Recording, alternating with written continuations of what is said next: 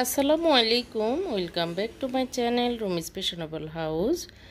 আশা করছি সবাই ভালো আছেন। আল্লাহর মেহরবানিতে আমিও ভালো আছি।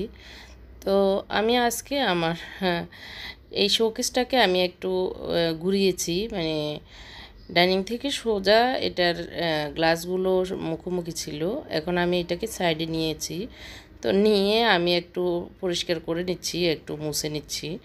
আসলে 2-1 দিন পর পর না মুছলে ভালো লাগে না, একটু ধুলাবালি পড়ে যায়। তো একটু মুছে তারপরে ক্লিন করে রান্নাঘরে যাব। আজকে হলো শুক্রবার। শুক্রবার আসলে রান্নাবান্না সবার ঘরেই বেশি থাকে। সচরাচর আমার ঘরেও সবসময়, বেশিরভাগ সময় আসলে রান্নাবান্না একটু ভালো খাবার খেতে হয় শুক্রবারটা দিন। তো সেই হিসাবে আমিও রান্নাঘরে যাব। একটু প্রিপারেশান মোটামুটি রেডি আছে, বাট আর একটু বাকি আছে, সেটাই আমি আজকে রান্না করব। তো এখন ভালো করে ক্লিন করে নিচ্ছি আমার শোকেসটা। আমি ব্রাশ দিয়েও মুছে নিচ্ছি, কারণ একটু ধুলাবালি পড়লে কিন্তু ভালোই দেখা যায়। একটু ঘষে মুছে নিচ্ছি।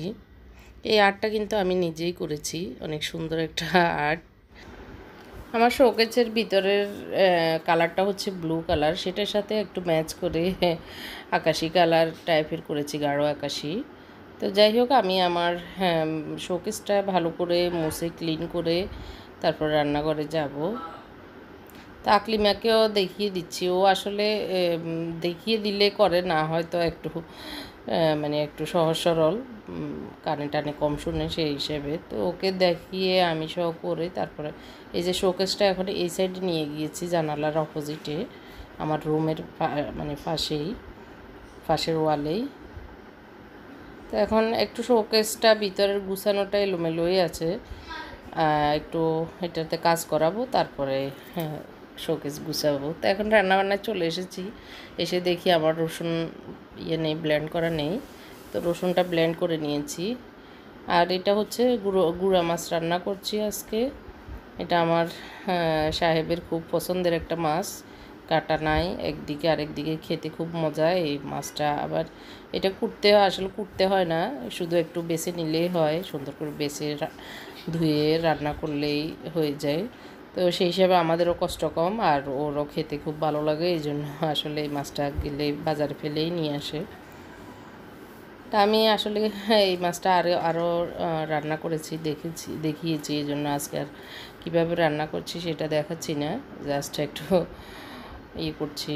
এই আমি রসুন উপরে দিয়ে একটু নেড়ে চেড়ে এগুলো ভেজে নিচ্ছি, পানি দিইনি, একটু শুকনা শুকনা ভাজা টাইপেরই করেছি। তো আমার মোটামুটি রান্না, ছোটো মাছটা রান্না শেষ। আমি এখন রান্না করব কলিজা, গরুর কলিজাটা। তো অনেকে অনেকভাবে রান্না করেন কলিজাটা, অনেকেই বেশি শুনি যে মানে সিদ্ধ করে পানি ফেলে দিয়ে তারপরে রান্না করেন। তো আমার আম্মা, আমার শাশুড়ি কখনো এটা করেন না। তো ওনাদের থেকেই তো আমাদের রান্না শিখে আসলে, কারণ আমরা তো ওখান থেকেই বেড়ে উঠেছি। তো ওনারা মনে করেন যে ফেলে দিলে তো কলিজার সবই চলে যাবে, আর খাবে কি সেই জন্যই সিদ্ধ করা হয় না। এইভাবে আমরা যেভাবে করি খুবই মজা, খুবই সুস্বাদু হয় এই রান্নাটা। তো যাই হোক, আমি একটু টমেটো পেঁয়াজ দিয়ে একটু ঢাকনা দিয়ে দিয়েছি, একটু কষানো হোক। তো আমার একটু নরম হয়েছে পেঁয়াজ টমেটোটা। তো আমি অন্য মশলাগুলো দিয়ে দিচ্ছি আস্তে আস্তে।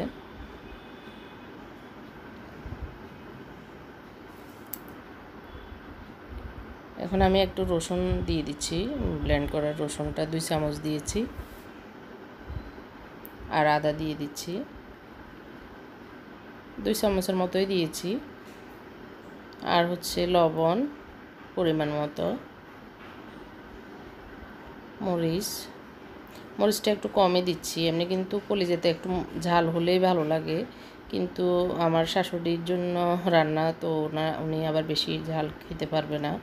তো সেই হিসাবে একটু মরিচটা কম দিয়েছি, না হয় কলিজাতে একটু ঝাল ঝাল হলে ভালো লাগে।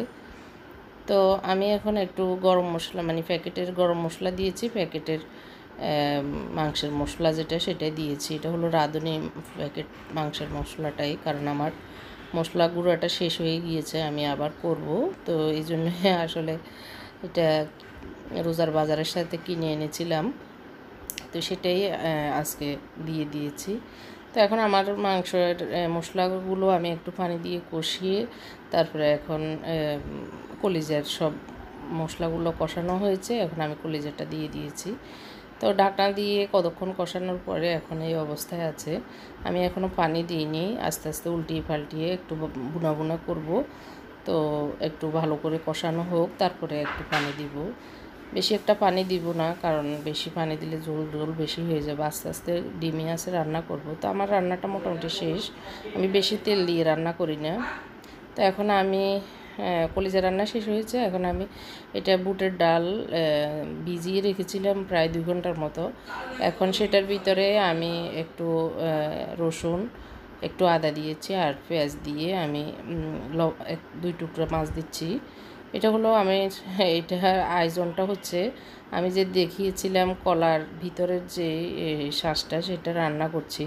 তো সেই জন্য আমি এই বুটের ডালটা ছড়িয়েছি, আর হলো এখানে একটু পালং শাক দিব। আর এই যে মানে কলা গাছের যে ভিতরের শ্বাসটা, এটার নাম কি যা আপনারা যদি জানেন আমাকে কমেন্ট করে জানাবেন। আর দুটো বেগুন দিব। আর এই চিকেনগুলো আমি ম্যারিনেট করে রাখবো, একটু আদা রসুন লবণ মরিচের গুঁড়া গোলমরিচের গুঁড়া আর হচ্ছে সয়া সস দিয়ে এটা বিকেলের নাস্তার জন্য রেডি করে রাখবো, এই জন্য নামিয়েছি।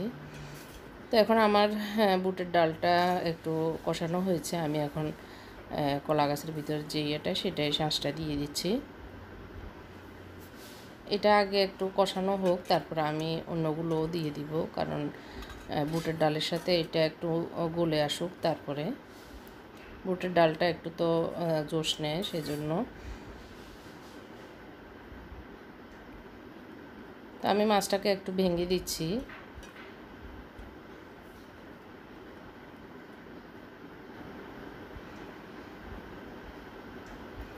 এটা অনেক বছর আসলে এই সবজিটা খাইনি, তো আমি একটু বেগুন দিয়ে দিচ্ছি প্রথমে, তারপর শাকটা দিয়ে দিব।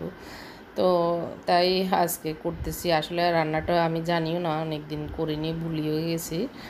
ভুলে যাওয়াতে এখন আমার শাশুড়ি জিজ্ঞেস করছি, আবার আমার বাবাও বলেছে এইভাবে রান্না করিও। তো সেজন্যই সেভাবেই আমি বসিয়েছি। তো আশা করছি মজা হবে। যাই হোক, রান্না আমার শেষ মোটামুটি। এখন নামিয়ে আমি একটু বাগার দিয়ে দিচ্ছি। তো এই যে আমার বাগারটা রেডি হচ্ছে।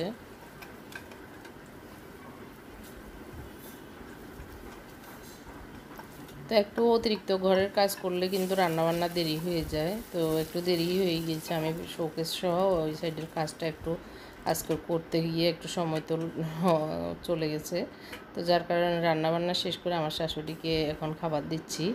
তো উনি অল্পই খাবে, অল্প অল্প খায়, তো ওনাকে অল্প অল্প দিচ্ছি, লাগলে আবার নিবে। তো আমার আসলে আজকের ব্লগটি কেমন হয়েছে ঠিক জানি না, হয়তো আপনাদের কাছে ভালো নাও লাগতে পারে।